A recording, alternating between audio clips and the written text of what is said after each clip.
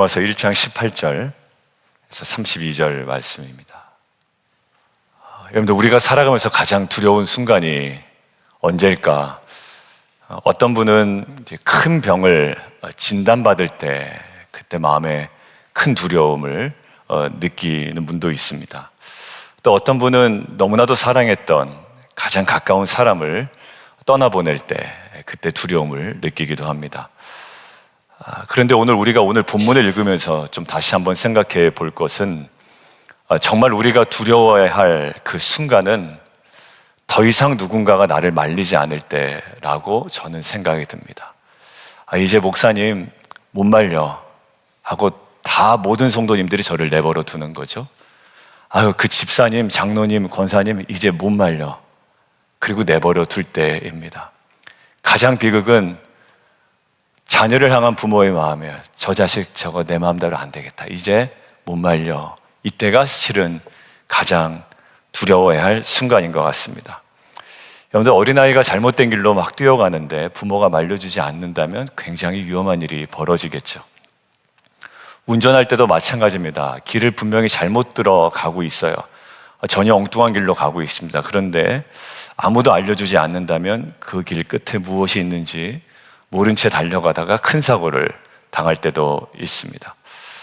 우리는 누구나 경고와 제지가 필요합니다.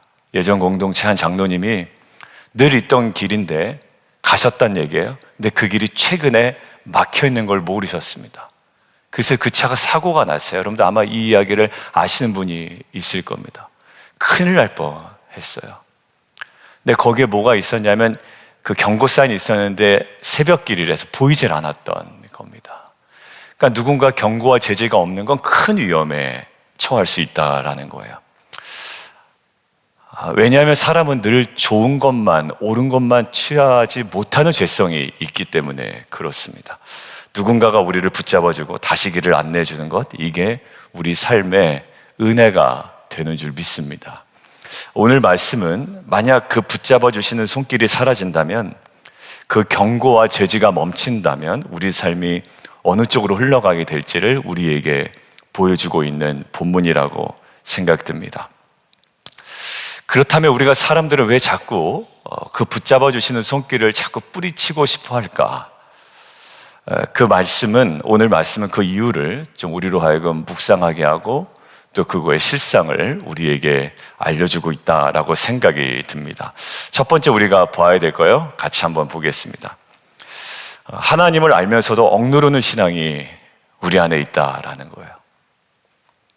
무지가 아니라는 얘기입니다. 그러니까 우리는 몰랐어요 라고 하면 때로는 면죄부가 주어지죠. 근데 하나님 오늘 우리에게 얘기하세요. 너희 모르지 않았어 라는 거예요. 계속 새벽 예배마다 말씀했잖아.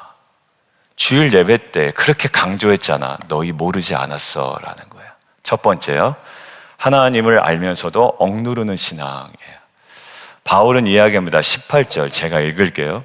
하나님의 진노가 나타난대요. 문장 주어와 서술어만 딱 구분하면 하나님의 진노가 나타난다라는 거예요.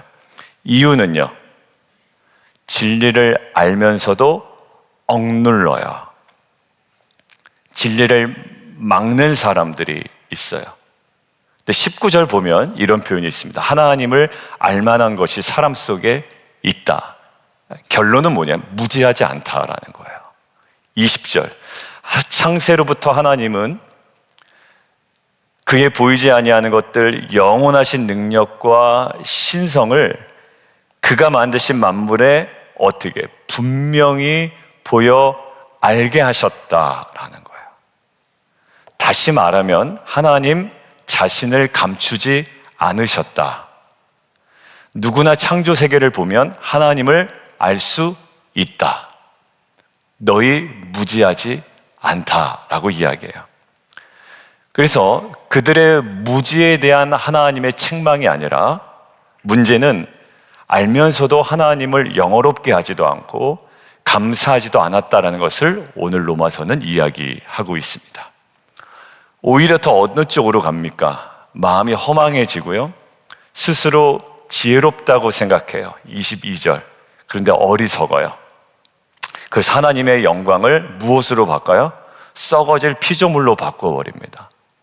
그러니까 하나님을 알아요. 그러나 영어롭게 하지도 감사하지도 않아요. 무지가 아니었죠. 오히려 스스로 지혜 있다고 여겨요. 그런데 굉장히 어리석게 되어버렸어요. 그러니까 하나님을 뭘로 바꿔요? 썩어질 피조물로 바꿔버리는 거예요. 그 모습이 어디 있습니까? 출애굽기에 있죠. 분명히 하나님께서 이스라엘 백성을 애굽에서 구출해내시고 광야로 인도해내셨어요. 근데 그 하나님을 무엇으로 만들어버리죠? 금송아지로 만들어버립니다. 그러니까 눈에 보이는 형상으로 만들어버려요. 내가 붙잡을 만한 것이 뭐 재정이든지 아니면 관계에서의 나의 영향력이든지 그것들을 바꿔버립니다. 여러분들 여기서 바울이 지적하는 것 분명해요. 무지가 아닙니다. 저는 몰랐습니다. 뭐 어린아이들에게는 좀 통용이 될 수 있는 하나의 변명이 될 수 있습니다만 하나님 오늘 분명히 얘기하세요. 너희 모르지 않다라는 거예요. 몰라서가 아니라 알면서도 외면하는 것, 그게 더 큰 문제다라는 거예요. 여러분들 여기 억누른다라는 말이 있잖아요. 왜냐하면 접점이 없고 뭐 이렇게 뭐 성도들끼리 이렇게 저에게 얘기해 주시는 경우가 전혀 없었던 가정이기 때문에 몰랐어요. 그런데 그럴만했다. 그 설교를 들으면 그럴만했다라는 생각이 됐어요. 여러분들 근데 아무리 말씀 듣고 기도를 하고 전혀 양심의 소리가 없다면 우리는 심각하게 점검해야 됩니다. 근데 그거를 억누르고 있다면 첫 번째 대지로 돌아가야 되지만 그것은 하나님께서 우리에 대해 어떻게 생각하고 계신지를 우리가 심각하게 생각하고 그럴 때일수록 주님, 하나님 저의 인생에 깊이 간섭해 주십시오 라고 고백할 수 있는 저 여러분 되기를 주님의 이름으로 축원합니다. 여러분들 큐티할 때 이거 뭐 내용은 무슨 내용인지 대충 알겠는데 뭔지 모르겠어요 라고 한다면 조금 심각한 거입니다. 왜냐하면 우리는 동화책을 읽고서라도 독후감을 쓰잖아요. 내 삶에 이게 이런 식으로 좀 깨달아졌어 라고 하는데 하나님의 살아있는 말씀을 보고도 왜냐하면 내 마음을 두지 않기 때문에 그렇습니다. 첫 번째는 그리고 성령께서 말할 수 없는 탄식으로 우리하여 간구하시고 기도하시고 나로 하여금 생각나게 하시고 깨닫게 하실 은혜를 달라고 기도하셔야 됩니다. 여러분들 약속하셨죠. 요한복음에 내가 떠나는 것이 너에게 유익이야. 왜냐하면 성령이 올 텐데 그러면 내가 지금 말한 거 생각나게 하고 그 모든 것들을 깨닫게 할 거야. 성령님 지금 우리와 함께 하십니다. 그러니까 여러분들 모든 사건과 상황과 말씀 속에 하나님의 적극적인 개입이 은혜임을 알아 그 길을 믿음으로 걸어가는 저 여러분 되기를 주님의 이름으로 축원합니다. 세 번째요. 그렇게 지혜 있다고 생각하고 그렇지만 어리석은 자의 결론이 뭐였냐면 세 번째, 하나님 없는 삶이 결국 드러내는 무질서만 남아요. 하나님 없는 삶이 드러내는 무질서. 28절 한번 보죠. 28절 보면 그들이 하나님 마음 두기를 싫어하며 그들이 마음에 하나님 두기를 싫어했다. 근데 무지였다? 아니요. 알고 있어요 다. 예전에 막 부르짖었다니까요. 경험도 했다니까요. 하나님도 알아요. 물론 이 본문은 일반 계시적인 하나님을 아는 겁니다. 쉽게 얘기하면 특별 계시가 얼마나 중요한지를 알기 위한 빌드업이에요. 오늘 본문은. 근데 제가 적용을 지금 그렇게 하는 것 뿐입니다. 이거 무슨 얘기라고요? 일반 계시를 통해 하나님 드러냈다. 어렴풋이라도 알고 뭔가 느낀다. 일반 계시. 근데 이렇게 죄인의 모습이 있으니 뭐가 필요하다 이들에게? 특별 계시, 예수 그리스도의 참된 빛이 필요하다. 이 빌드업을 하기 위한 본문이지만 오늘 그들이 그런 하나님을 마음에 두기 싫어하니까 어떻게 해요? 상실한 마음들을 내버려둬서 합당치 못한 일을 하게 하셨다. 상실한 마음 밑줄 그어놓으시고요. 거기는 무가치한 그리고 검증에 탈락한 이런 의미가 있어요. 그러니까 하나님을 마음에서 자꾸 지워버리잖아요.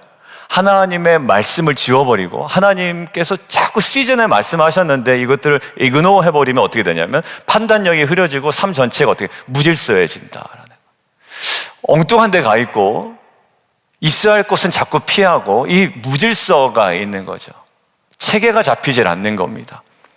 여러분들 29절 이하는 뭐가 나와요? 그로 인한 21가지 정도의 죄 목록이 나타납니다. 불의, 추악, 탐욕, 살인, 시기, 교만 막 개인적인 죄에서 사회적인 죄까지 총망라되어 있어요. 완전 종합 선물 세트 같아요. 근데 심각한 건 뭐냐면 더 충격적인 32절에 이런 일을 행하는 자는 사형에 해당한다고 하나님께서 정하심을 알아요, 몰라요? 알고 있다는 얘기예요. 이 사람들이 다 알아요. 알면서도 자기만 행하는 것이 아니라 그런 일을 행하는 자들을 옳다고 여겨요. 그러니까 죄를 합리화하고 정당화하는 지점까지 가게 되는 겁니다. 여러분들 뒷담화 해놓고 우리는 뒷담화를 정당화하죠. 이게 내 뒷담화가 아니야 라는 거예요. 다 발전을 위한 거고 다 좋은 걸 위한. 그러면 그 사람 앞에 가서 하면 되는 거죠. 그게 그렇게 정당화되면. 근데 뒷담화 다 해놓고 거기를 막 합리화해요. 우리는 그래도 공동체를 사랑하는 거 맞지? 막 서로 확인받으려고 하는 거. 아니요, 그렇지 않아요. 파괴시키는 거예요.